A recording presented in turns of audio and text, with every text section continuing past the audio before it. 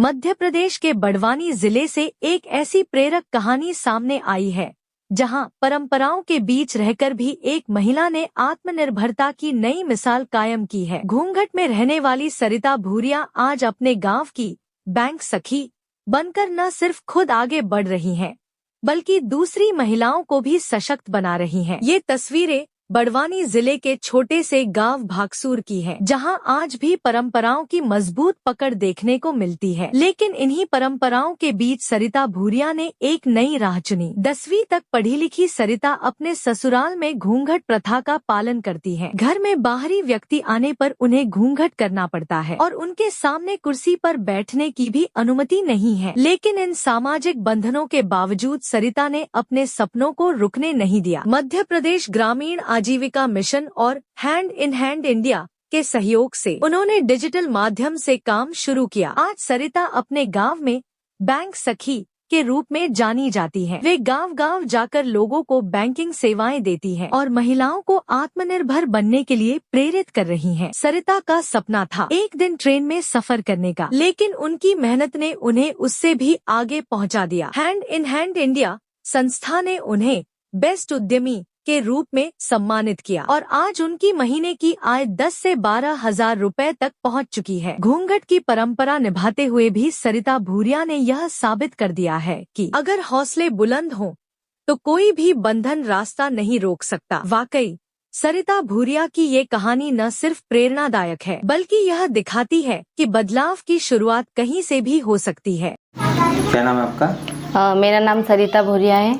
सरिता जी, कहाँ रहती है आप? मैं ग्राम भागसूर में रहती हूँ। कितनी पढ़ी लिखी हैं? मैं 10वीं तक पढ़ी हूँ। आपके घर में ये जो घूंघट प्रथा है, कब से देख रहे हैं आप? हर काम में कहीं पर भी जाती है, घूंघट में जाती है। हाँ, घूंघट में ही रहती है। पूरा परिवार घूंघट करता है? हाँ, में जो पूरा।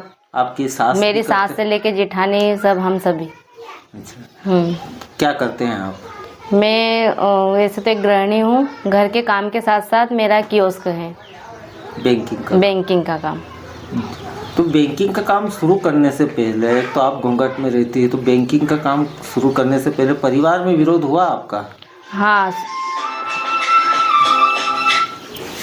परिवार में शुरू में तो विरोध हुआ था। जैसे मेरी सास बोलती थी कि अगर इसको अपन बाहर भेजेंगे तो ये घूंघट भी नहीं करेगी, तो 4 लोग 4 बातें करेंगे कि इनकी बहू तो ऐसे घूमती है। तो पहले शुरू में तो हुआ था विरोध, लेकिन मेरे जो पति उन्होंने मुझे पूरा सपोर्ट किया था। उन्होंने कहा था कि हमें इस सोच से मतलब आगे आना है। तो बोले परिवार का धीरे धीरे उनको भी समझ में आ जाएगा। शुरू में दिक्कतें होगी, पर इनसे मतलब हिम्मत नहीं हारना और आगे बढ़ना है। ऐसे करके उन्होंने मुझे हिम्मत दी। परिवार के लोग अब खुश हैं? अब तो खुश हैं। अब तो वो खुद ही बोलते हैं, अगर कुछ काम भी रहता है तो वो बोलते थे कि तो तेरा काम कर, ये हम कर लेंगे। आप कैसे जुड़े, मतलब आप वहाँ तक पहुँचने की आपकी जो जर्नी थी, आप कैसे वहाँ गए, किस प्रकार से गए और आपका क्या सपना था? मेरा सपना ऐसे तो डॉक्टर बनने का था, पर मैं पढ़ नहीं पाई। मेरी जब शादी हुई थी तो लगभग मैं 15 वर्ष की थी। तो मुझे ऐसा लगा था कि बस अब मेरी ज़िंदगी यहीं तक सीमित है, कि अब मेरे को कुछ नहीं करना। जैसे पहले मैं शादी के बाद में घर से खेत, खेत से घर, घूंघट में ही जाती थी। तो जो मेरे अड़ोस पड़ोस के लोग थे, मैं उनको भी नहीं पहचानती थी कि ये मेरे पड़ोस में रहते हैं, कि ये वो है। किसी को नहीं पहचानती थी। सिर्फ मेरी पहचान घर से खेत, खेत से घर थी।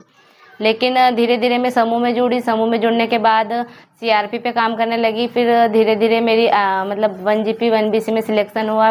मेरी बैंक का ID बनी, कियोस्क का ID तो बन गई, लेकिन फिर भी मैं आगे नहीं बढ़ पाई। जैसे घर कोई आता था पैसे निकालने तो निकाल देती थी, या फिर किसी को ज़रूरत रहती तो वो घर बुलाते थे, यहीं तक सीमित थी। लेकिन हैंड इन हैंड संस्था जब आई तो जैसे सर मैडम आते, वो समझाते, मेरे हस्बैंड को भी समझाते, मेरी फैमिली को भी, कि जब ये दीदी काम कर रहे थे इनको क्यों ना एक मार्केट में इनको ले जाया जाए और इस काम को आगे बढ़ाया जाए। तो शुरू में तो हम भी डर गए कि पता नहीं चलेगा भी यार, पता नहीं कि काम होगा भी कि नहीं, ऐसा नहीं हो कि उल्टा खर्चा हो जाए और इनकम कुछ हो ही ना। तो इस तरह से संस्था से सर मैडम जो भी आए उन्होंने सब समझाया, और फिर मैंने 2023 में कियोस्क खोला गाँव में। तो शुरू में जैसे मैं यहाँ से जाती थी तो मुझे ऐसा लगता था कि मैं घूंघट ऐसे पूरा घूंघट करके जाती थी। ऐसा बैठने में भी हिचकिचाहट होती थी कि मैं वहाँ कैसे बैठूंगी, कैसे काम करूँगी। तो धीरे धीरे फिर जैसे कोई भी मैडम आता है, मोनू दीदी आते या दिव्या दीदी आते, तो वो बोलते, मैं उनको बोलती दीदी मैं कैसे बैठूंगी या कैसे काम करूंगी। बोले दीदी सब हो जाएगा, आप हिम्मत रखो, धीरे धीरे करो। ऐसे करके मैं धीरे धीरे करने लगी। और जैसे शुरू शुरू में कियोस्क पे कस्टमर बहुत कम आते थे, गाँव में 2 कियोस्क पहले से थे, तो एक जैसे कुछ होता ही नहीं था, 150 का ही काम होता था। तो मुझे ऐसा लगता था मैं यहाँ फालतू आके बैठी हूँ, 100 रुपये का काम होता नहीं, इससे अच्छा तो मैं खेत की मजदूरी पे जाती तो 250 रुपये आते। तो शुरू शुरू में मुझे भी ऐसा लगता था कि नहीं ये काम नहीं करना चाहिए। फिर सभी ने समझाया कि नहीं दीदी शुरू शुरू में तो ऐसा ही होगा, पर धीरे धीरे चलेगा।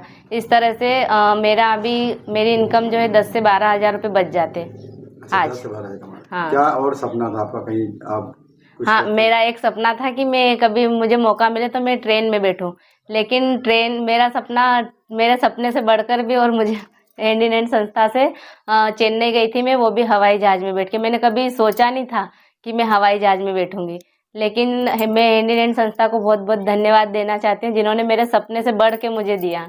अच्छा, अभी आपका और क्या प्लान है? जैसे अभी आप यहाँ पहुंचे हो, क्या और भी सोचा आपने और आगे बढ़ने के लिए क्या चाहते हो? हाँ, सोचा है। जैसे अभी मैं बैंकिंग का ही करती हूँ, तो इसके साथ में अगर मेरे को ऑनलाइन का काम, जैसे पैन कार्ड बनाना, आयुष्मान कार्ड बनाना, ये सारा काम सीख के मैं ऑनलाइन सेंटर खोलना चाहती हूँ, जिसमें मैं किसी को रोजगार भी दे सकूँ। JTV न्यूज से जुड़े रहने के लिए हमारी खबरों को लाइक और शेयर करें, हमारे चैनल को सब्सक्राइब करें और अपडेट रहे हर छोटी बड़ी खबरों से।